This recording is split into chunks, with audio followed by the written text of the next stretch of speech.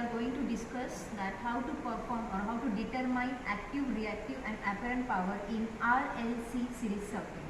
This is the practical setup to perform the practical.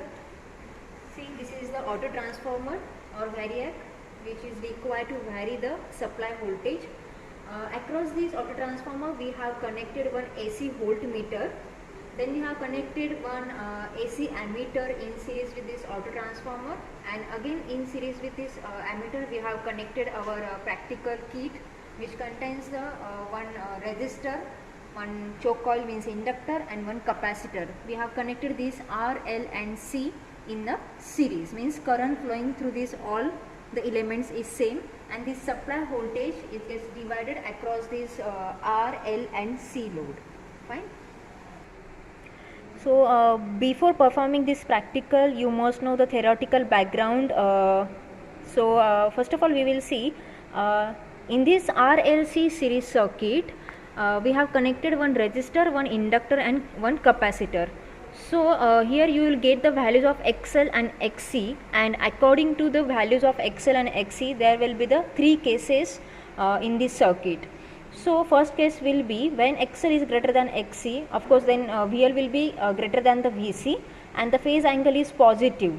So the circuit current is lagging the supply voltage by the angle phi. And when second case when XL is less than XC, then VL will be less than VC, phase angle will be negative, and at that time the circuit current leads the supply voltage by angle phi. And third case is when XL is equal to XC, means VL equals to VC. At that time this X part will get cancelled from the circuit and the circuit impedance will be exactly equal to the resistance. So in these three cases we will calculate the active, reactive and apparent power in the RLC series circuit.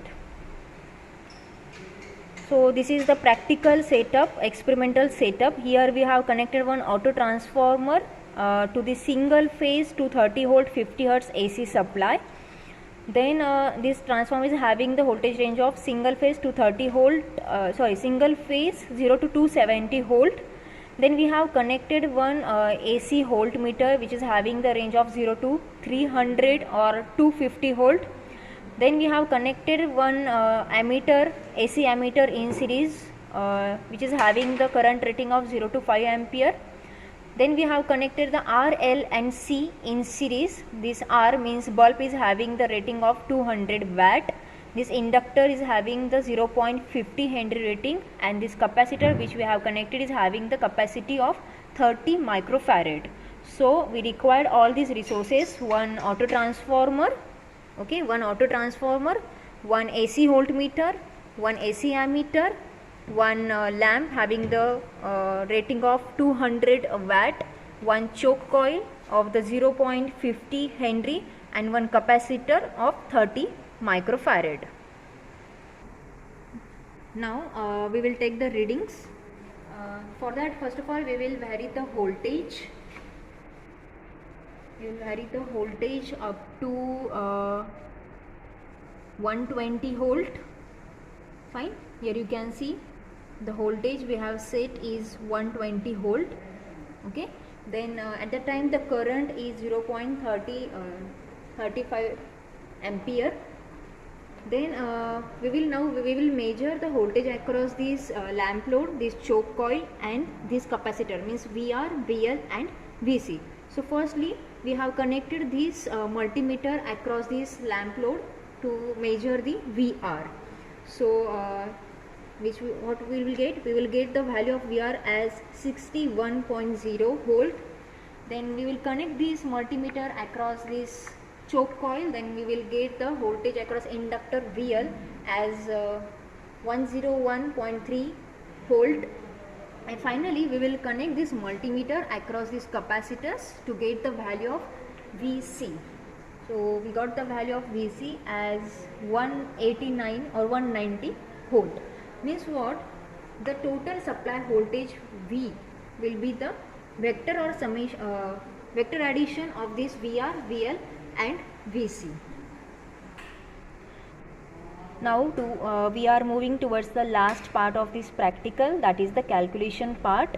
So what we have measured? We have measured the voltage, current, VR, VL and VC. These 5 values we have measured, and we have to calculate the active, reactive and apparent power. For this, first we have to find or measure the values of these Z, R, XL, XC, L, C and phi.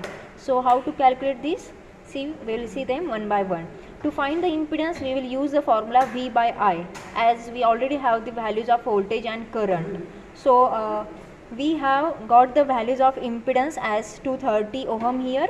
After that, to find the resistance, we will use the formula VR by I, and we will get the values value as 96.46 ohm. Then to find the XL, we will use the formula VL by I, and we will get the values of XL as 280 ohm. After that, to find the value of the L inductor, we will use the formula XL by 2 pi F, and we will get the values of inductor as 2228.1 millihenry. Then to find the value of XC, we will use the formula VC by I. So we will get the value of XC as 124 ohm. To find the C, we will use the formula 1 by 2 pi F XC.